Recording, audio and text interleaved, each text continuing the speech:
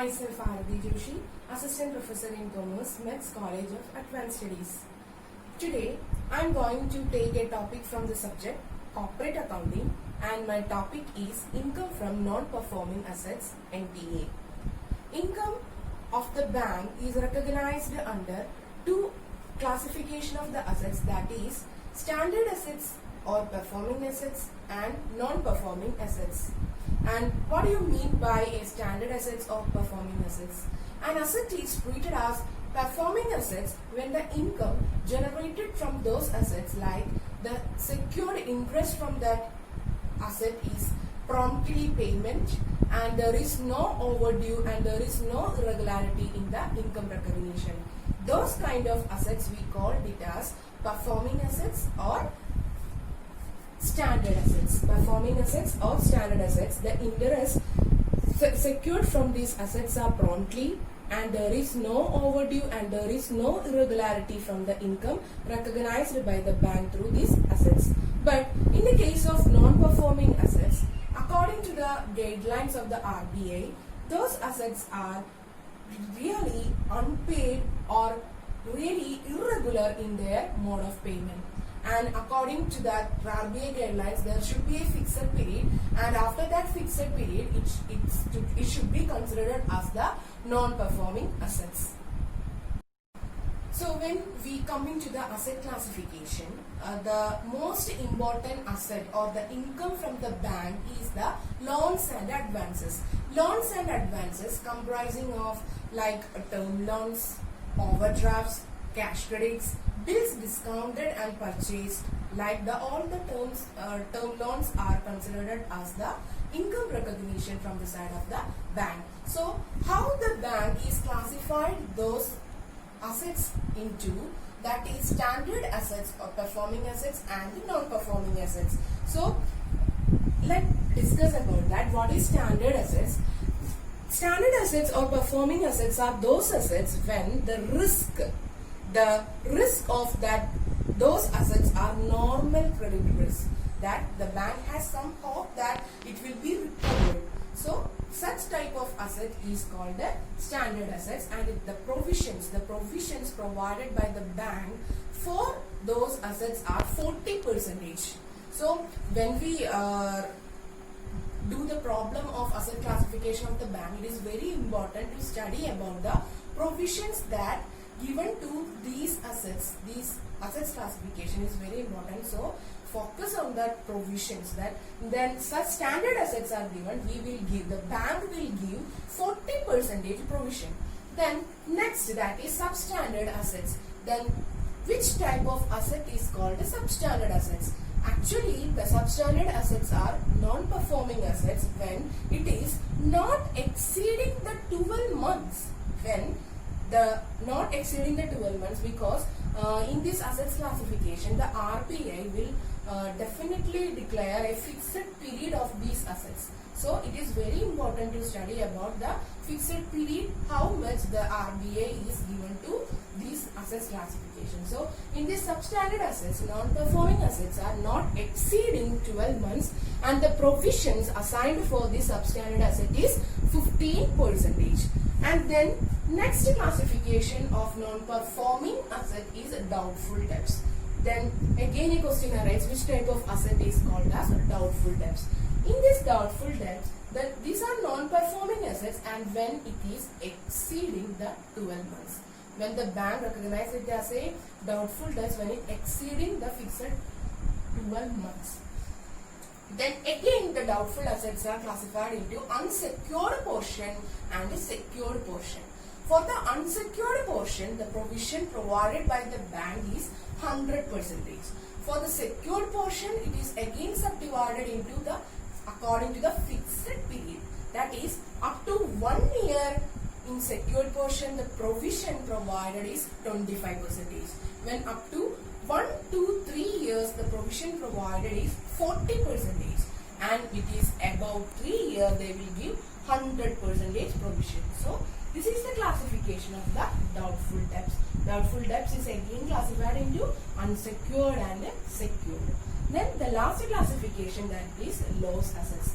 Loss assets are those assets when the auditors of the bank itself claimed it as a loss assets which is irrecoverable. Irrecoverable assets are loss assets, and for the provision, the loss assets, the bank provide 100%.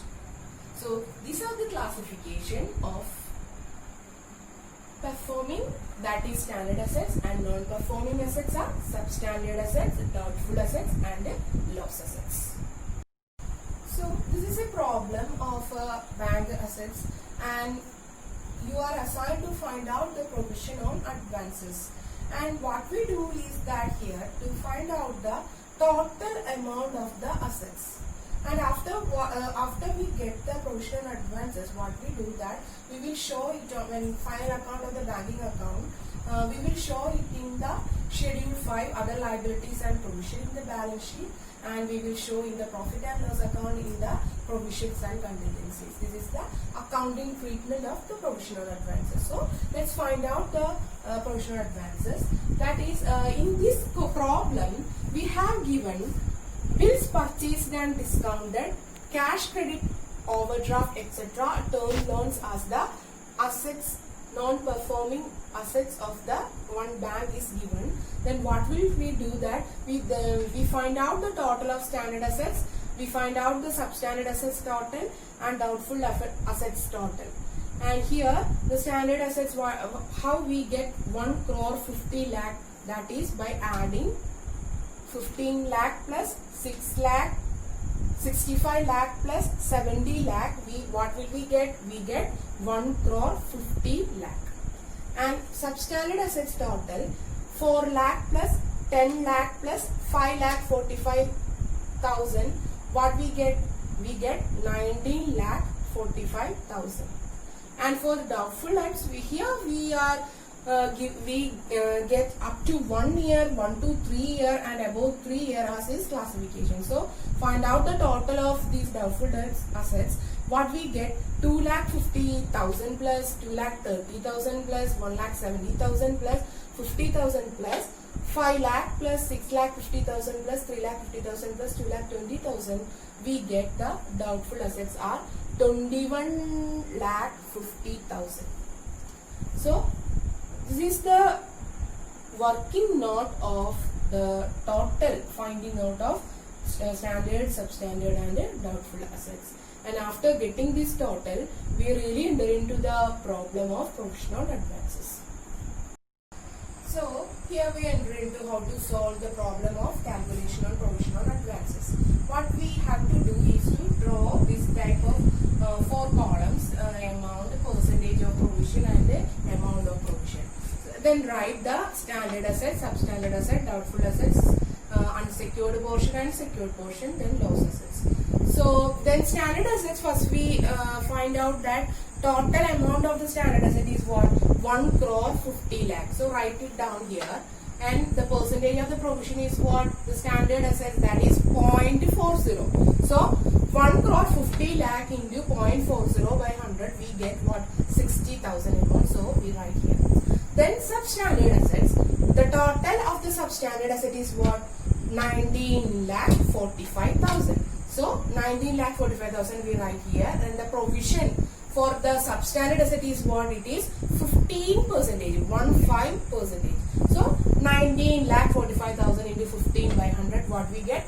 2,91,750. So we write here. And in the doubtful assets, it has 2 portions. What is that? Unsecured portion and a secured portion. In an unsecured portion, in the problem, the bank told that it is 40% is the unsecured portion. What? The total of the doubtful assets, 40% is unsecured. So what we have to find out the amount, that is 21,50,000 into 40%, that is 8,60,000 is the amount of doubtful assets unsecured portion. And the provision provided for the unsecured portion, unsecured doubtful assets is what? It is 100%. So 8,60,000 into 100, that is 8,60,000.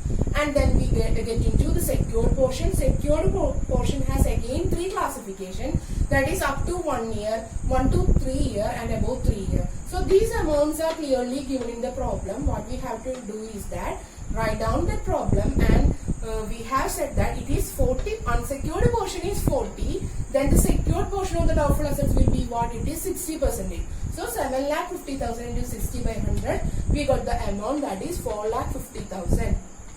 And the provision for the doubtful assets secured portion of up to 1 year is what? It is 25%. It's very important to focus on the provisions provided by the RBI in the non-performing assets. So while we doing the problem, please focus on the provisions percentage.